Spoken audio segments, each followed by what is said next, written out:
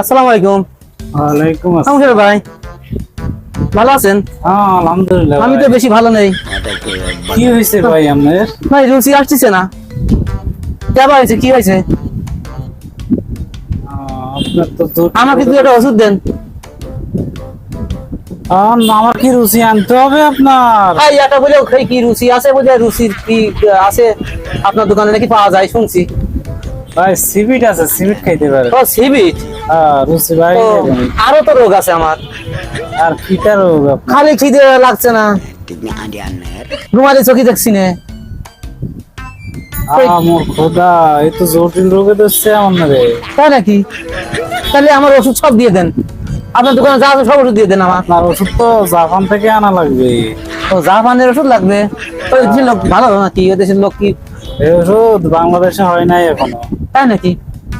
তো তাহলে কি করবো এখন? তাহলে আমি এখন জাপান যাইতে হবে।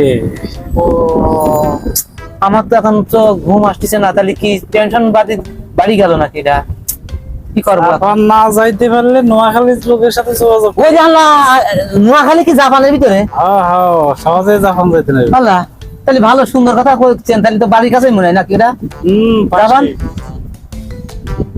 ও, তাহলে আমার একটা সিবিটি দেন আপাতত, আমি খায়া দেখি। একটা সিবিটি।